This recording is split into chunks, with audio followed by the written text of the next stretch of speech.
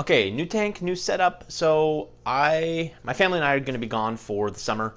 Going to be going to Mexico for a month and then Hawaii for a couple weeks. So we have a house sitter who's going to be taking care of things. I forget your name. This video is for you, and I'm going to try to keep it really simple. I'm not going to have you do most of it. I'm just going to tell you kind of the daily, every 3 days, and then the weekly task, and then maybe once or twice kind of the bigger tasks. The most obvious thing that has to be done every single day is feeding the fish. Every 3 days, you're gonna have to dump out the dirty water in the protein skimmer. It's really easy. It's located back here. I'll show you how to do it. Every week, I'm gonna have you change the filter floss. It's just kind of nasty filter stuff over here. I have backup for you. You take that out, you throw it in the trash, you put some new stuff in there. It should be fine. Every week, every 2 weeks, I'm gonna have you check down below here. I have my auto top off reservoir. But other than that, it really should be pretty simple. The lights are on timers. So I won't have you do a water change because I know that's a lot of work. The glass will start looking really nasty, so I will also show you how to clean it. Being very careful, of course, I don't want you to scratch the glass. So stay tuned, let's do it. All right, so for fish food every single day, there are a couple options. Both of them are in the fridge. If you just open up the fridge and you look where the butter is, I keep them in there because it keeps them fresh longer. Really, all you need to do is pull this out once a day, all right? Take the top off. Now, it's gonna be tempting to overfeed them, right? All that people are eating are the shrimp and the clownfish. So I don't know if you can see how many I have in there.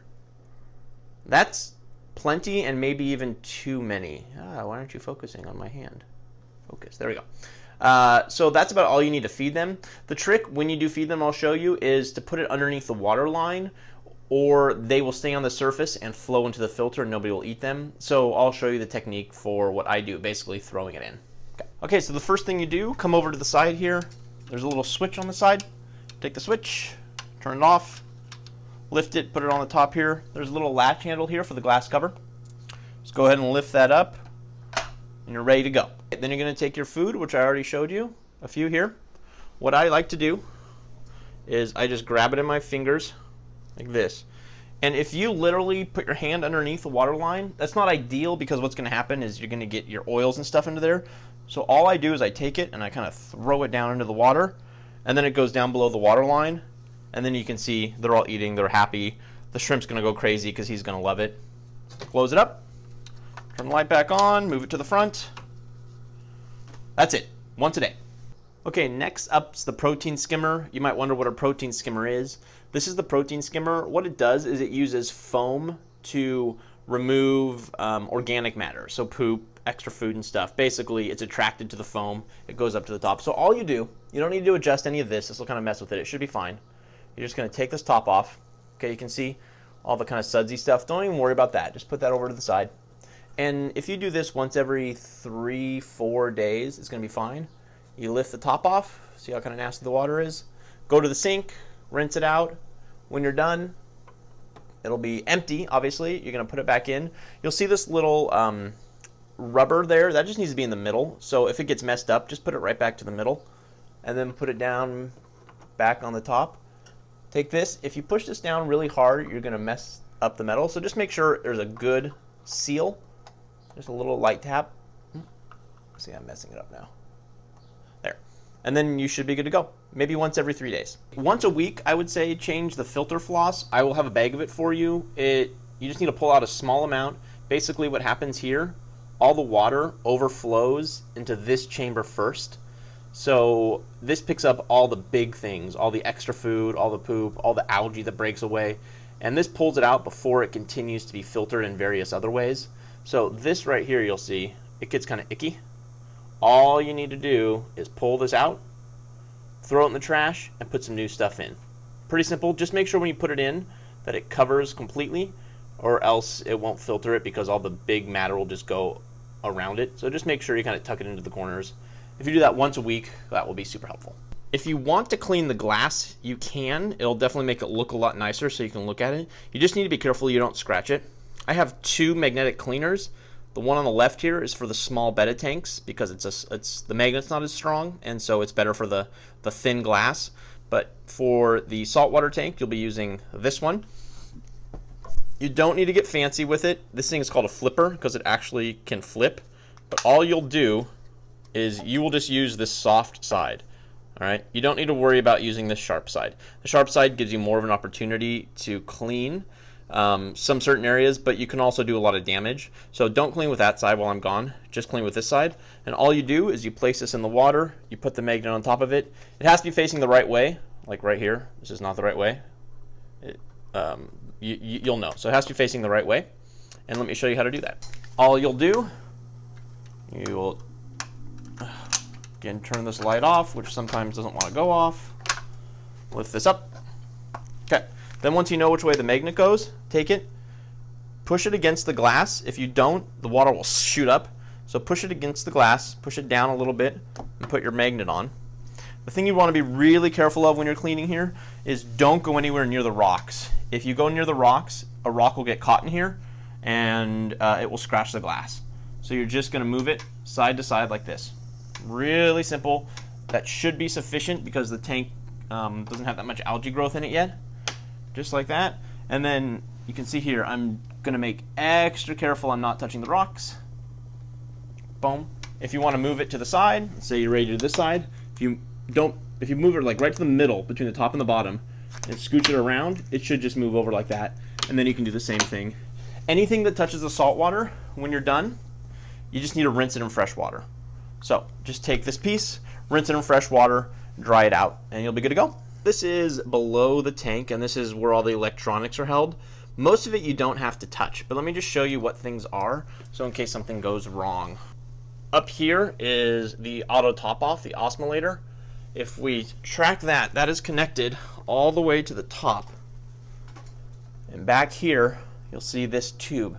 Water will be pumped from the bottom into here, and this is because the water will evaporate, and which means the water level won't be the same, and it will get much more salty over time. A little trash can. I have foil on top of the trash can just so that the water doesn't evaporate, but this is 2 gallons. I filled it a week ago. It's probably still full about to here, so you just need to check that. You can't just put regular water in there. You have to use special filtered water, which I'll show you. It's called RODI water. In my closet in the bedroom, there are 2 trash cans. One of them is full of salt water, which you won't need to touch, and the other's full of fresh RODI water. If you wonder which is which, you can literally just taste it. Don't drink the RODI water. It's actually too clean, and it can actually suck nutrients from your body, but it's great for the fish. Check it every 2 weeks, actually. Make sure this doesn't run out of water, because this is going to supply the tank with the fresh water that's evaporated. If you hear an alarm go off, it's because the water level's too high. And I can show you if there's a problem. You can give me a call and I can show you how to fix that. Over here is the Vortec pump. That literally is that right there. You shouldn't have to touch it. If there's a problem with it, just let me know. I can tell you how to fix it and walk you step by step. Then you'll see right here is just controls the temperature, the Inkbird. If that has an alarm going off, it means something's wrong with the temperature. It's supposed to stay between 76 and 77. If it's really hot in the apartment, you're gonna need to turn the air conditioning on and just leave it on, because that will help keep it cool. If it gets up to like 80 degrees in the apartment, this tank will overheat and there might be an alarm that will go off. All you're gonna have to do down here, hopefully, is check this once every couple weeks, maybe once every week, and refill it with RODI water, which I will show you where that is now. Okay, so here is our closet. The right side has the let me make sure that's right, yeah. The right side has the RODI water. It's just fresh water, and then the left side has the salt water. So you're probably not going to have to touch that, but all I would do to refill that, right, is just grab a pitcher from the kitchen, come in here, open the top, fill up the pitcher, walk with the pitcher all the way over, and pour it into there. You don't want to actually pull out, you don't actually want to pull out that trash can, because there's a pump in there and you might mess with the setting of the pump. So just pull back a little bit the tin foil and then pour the fresh RODI water in, and then put the tin foil back on, and you should be good to go. So this is where I keep all my fish tank stuff. This is a quarantine tank. Right now there's 1 shrimp living in it. All you're gonna have to do over here is fill it with RODI water. You can see that water line is a little bit low right now, so I need to top that off. So just put RODI water in there, just take a pitcher, put that in there. Once every week, there's also filter floss back there. So all you need to do is pull that filter floss out and put new filter floss in. But all the supplies you're going to find right back here. This is where I keep the rest of my stuff. So if you need towels that I use for here, you probably won't need any of that stuff. I have some tools that I use, but you're going to see over here filter supplies. So that's where you're going to get the filter floss. Betta supplies for my freshwater betta tanks are over there, which I'll show you.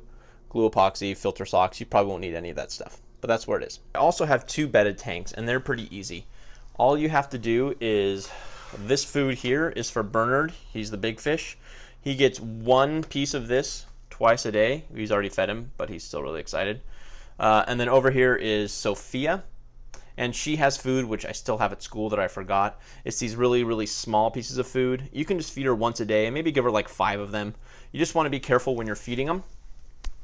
You can see over here there's an overflow. You want to make sure they don't go in the overflow. So put them in and then bat them away or put them beneath the water line. And the same for Bernard's tank, right?